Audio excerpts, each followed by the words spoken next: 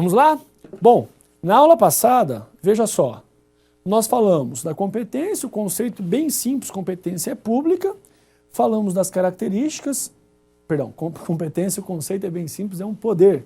Nas características, disse a você que a primeira característica é que ela é pública, muito ligada ao conceito, é verdade, decorre da lei, é imprescritível, ninguém perde competência pelo desuso, é também improrrogável. A vontade, a razão da vontade do agente não fará com que ele tenha ou não uma competência. E ainda, ela é irrenunciável. Como assim? A competência é pública, imprescritível, improrrogável e irrenunciável. Não se renuncia a uma competência. Não se abre mão de uma competência. Por quê? Porque ela é pública, ela decorre da lei. Tá vendo como fica fácil? Você lembrando que a primeira característica dela é ser pública, todas as outras entram no automático. É uma relação de decorrência lógica, é consequência, é simples reflexo de ser pública. Então nós já sabemos as 4 características. Depois nós vamos falar de delegar e avocar. Olha, delegação e avocação pode aparecer na sua prova de várias formas. Eu vou começar com a forma mais simples e aí nós vamos subindo a escada. Primeiramente, delegação é transferir o exercício. Eu sou titular de uma competência, transfiro esse exercício ao Jefferson. O Jefferson vai lá e pratica o ato. Perceba que eu disse transferência de exercício. Eu continuo sendo titular e Jefferson agora terá o exercício tal qual eu que sou a autoridade titular delegante. Lembra, quem transfere, transfere só o exercício, jamais transfere titularidade e ainda, quem transfere o exercício poderá também retomar esse exercício. Então veja, o primeiro aspecto é esse, a delegação é uma transferência de exercício, ou então pode aparecer de uma outra forma. Na delegação eu vou estender a possibilidade para um outro agente praticar o mesmo ato. Eu sou competente, estendo essa competência para o Jefferson, outro agente público, praticar o ato. Fácil? Perceba que eu nunca falo de titularidade. Eu não estou questionando a titularidade se mantém. Mas vamos um pouquinho mais adiante. Eu tenho o exercício. E a titularidade, óbvio. Para delegar, eu posso delegar para quem está hierarquicamente abaixo.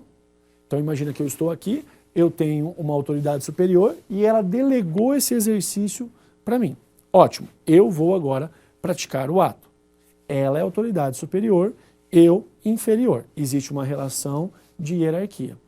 Essa delegação para baixo, perceba, é a delegação vertical. Essa delegação para baixo é a delegação vertical. Mas visualiza que eu também tenho uma flechinha para o lado. Eu ministro, Jefferson ministro, e eu delego a ele um exercício de competência.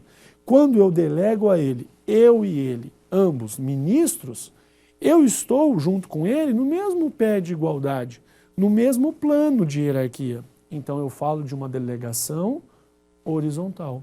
Eu falo de uma delegação horizontal. Em outras palavras, a delegação pode ser vertical, hierarquicamente superior para o hierarquicamente inferior, como pode ser também uma delegação horizontal, para quem está no mesmo nível hierárquico. Fácil. E a avocação?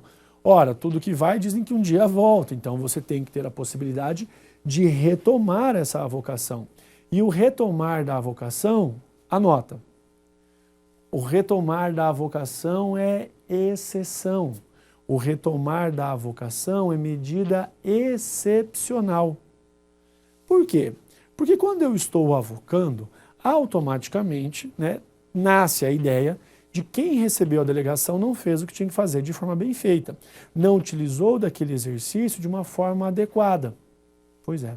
Se é assim, eu coloco em descrédito tanto o agente que teve contra si a avocação, como também a própria administração pública. Eu deixo em descrédito o agente e também a administração pública. Por isso que a avocação é medida excepcional. E olha a pegadinha. o A aqui da avocação, só existe uma flechinha subindo, concorda? É porque a avocação, a lei diz que a avocação é só e tão somente vertical. Você fala, pera lá, Barbieri, mas por que eu não tenho avocação horizontal? Simples, porque a lei não falou. Se amanhã ou depois a lei falar, está dito. Mas até hoje a lei não disse. Então cuida com isso. É clássica a afirmação que tanto a delegação quanto a avocação são horizontais e verticais. Nada disso. Só a delegação é para baixo e para o lado. A avocação é só para cima. Eu não tenho avocação horizontal. A avocação horizontal não existe. Se você quer avocar, saiba que é do hierarquicamente superior em relação ao inferior. Tranquilo até aqui? Joia. Em algum momento eu deleguei titularidade? Não. Se eu não delego titularidade, então logo eu continuo sendo titular e eu posso avocar? Posso avocar. Fica tranquilo que por enquanto eu não vou me preocupar com os artigos 11, 12, 13, 14 e 15 da 9784. Vamos entender, vamos fazer o melhor caderno e depois aí nós vamos trabalhar com a redação, com o texto de lei. Até aqui, fácil. Aí eu lhe pergunto, será que toda e qualquer competência é delegável? Um casal recém-casados chegam ao lar e resolvem dividir as tarefas. O marido, se achando, olha para a esposa e diz, amor, que tal você ser a responsável pela cozinha, área de serviço e banheiro? Olha, eu desde que me mudei para Curitiba, moro eu e Nanda. Nanda é a minha cachorra, né? Só para saber quem que é Clara, quem que é Nanda, né? Nós moramos ali em conjunto, em comunhão. Penso uma cachorra, gente fina, da melhor qualidade. Se tem algo pior que passar a camisa, o serviço de presidiário. Você passa aquele troço de um lado, vira marrota, né? Serviço de presidiário também pode ser conhecido como serviço análogo ou de corintiano, né? Jefferson, nada pessoal. Então, serviço de presidiário, serviço de corintiano, ótimo. E limpar banheiro? Você limpa, e aquele troço nunca está limpo, né? Parece que está tudo sujo, lambrecado, é uma confusão. Joia. A mulher então diz, claro, meu amor, serei a titular de tal competência, porém competência delegável. E eu, como hierarquicamente superior, mando você, hierarquicamente inferior, né, meu escravo agora, a cumprir com tudo aquilo. Ótimo. Mas será que toda competência pode ser delegada? Não. Existem competências indelegáveis, que estão lá no artigo 13 da Lei 9784 de 99. Percebeu? E quais são as competências indelegáveis? Primeira, competência exclusiva.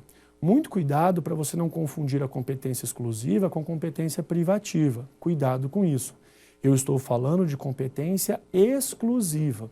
Competência exclusiva é aquela que só e tão somente o agente pode praticar. Se o agente não praticou, ninguém mais pode praticar. Competência exclusiva. Cuidado que competência exclusiva é diferente da competência privativa. Enquanto a competência exclusiva é indelegável, a competência privativa ela é delegável. A competência privativa pode ser delegada. Mas para nós, dentro do artigo 13, o que interessa é competência indelegável, a primeira, competência exclusiva.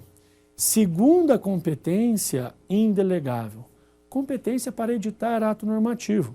Se o agente não o editou, outro não pode. Somente aquele pode editar o ato normativo. Se outro não fez, acabou. Fácil, tranquilo. Terceira competência indelegável. A competência para rever decisão, para decidir recurso, para rever decisão em grau recursal. Claro que ela tem que ser indelegável. Imagina, eu fiz um pedido, atravessei uma petição para a administração pública. A administração, a autoridade A, indeferiu. Eu falei, maldito. Já que você indeferiu, eu vou recorrer. Quando eu recorri para a autoridade superior delegou aquela competência para a autoridade A, para aquela que já tinha dado a primeira decisão. Perderia a razão lógica de ser do meu recurso, concorda? Se eu estou recorrendo de uma decisão e quem vai decidir é a mesma autoridade que deu a decisão originária, a decisão recorrida, perdeu a razão de ser. Então não pode. Então muito cuidado, porque essas são as três competências indelegáveis. Competência exclusiva, competência para editar ato normativo e para rever decisão em grau recursal, competência para decidir recurso. Tranquilo? Fácil. Depois eu tenho o exercício de competência delegada. Acontece que eu, autoridade, tenho um monte de coisa para fazer, mas eu tenho uma autoridade superior, né? Aquele que atrapalha a sua vida, que não tem tanta coisa assim para fazer, mas não quer fazer absolutamente nada. E ele fala, Barbieri, eu vou delegar para você um exercício de competência. Eu corro no artigo 13 da Lei 9784 e vejo, não é competência exclusiva, não é competência para editato normativo, não é competência para decidir recurso. Falei, miséria, pronto, lá vou eu ter mais uma atribuição, mais uma incumbência, e esse forgado não faz nada. Pois é. Quando ele me delegou, imagine aqui, João e Paulo. João é a autoridade delegante, titular da competência. Delega a competência para o Paulo. Paulo, né, pobre miserável, além de ter tudo aquilo que ele já tem de atribuição, de incumbência, ainda vai ter mais uma. Paulo, autoridade hierarquicamente inferior nesse exemplo, tá bom, exerce a competência delegada. Pratica um ato exercendo competência delegada. Não podia dar certo, né? Lei de Murphy. Paulo, quando exerceu tal competência, causou dano. Paulo, quando exerceu tal competência, causou um dano ao particular. E aí eu lhe pergunto, na existência desse dano, quem é que vai responder uma eventual ação? Quem é que será a autoridade coatora no mandado de segurança? Paulo. É comum o aluno acreditar que o titular da competência é que responde. Não tem nada a ver com a autoridade delegante. Quem responde é aquela que, no exercício de uma competência delegada, causou o dano. Quem responde não é a autoridade delegante, mas é a autoridade delegada. É ela, por exemplo, que será a autoridade coatora no mandado de segurança. Pega para mim, vai lá nas súmulas do Supremo Tribunal Federal, vamos lá para a súmula 510 do STF. Veja como a redação da súmula 510 do STF resolve a nossa vida. Está lá a súmula 510, a redação dela poderia ser melhor, mas em todo caso, você já sabe que quem responde pelo ato é a autoridade que recebeu a delegação do exercício da competência e de fato praticou o ato. Olha lá, praticado o ato por autoridade no exercício de competência delegada. A autoridade praticou o ato no exercício de uma competência delegada. O Paulo. Contra essa autoridade, o Paulo, cabe o mandado de segurança ou a medida judicial. Tá vendo? A súmula 510 caiu recentemente no CESP. É uma súmula que vira e mexe, aparece, e você leva 3 segundos para responder a questão. Então, cuidado.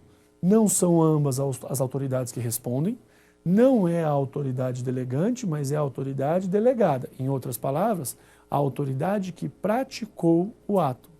Fácil, né? Você já sabe tudo que pode aparecer de competência na sua prova. Você sabe o conceito, sabe as características ou os atributos, você sabe aquilo que diz respeito à delegação e à avocação, sabe também que eu tenho competências indelegáveis e ainda compreende qual é a forma pela qual pode surgir a pergunta no exercício de competência delegada. Muito cuidado com delegação vertical e horizontal, cuidado que não existe correspondência na avocação, a avocação é a exceção. E mais, não se delega titularidade, se delega apenas o exercício, tá ok? Na nossa próxima aula eu volto para fazer a marcação e os comentários do artigo 11 ao 15 da Lei do Processo Administrativo. Um grande abraço para você, tudo de bom e até lá.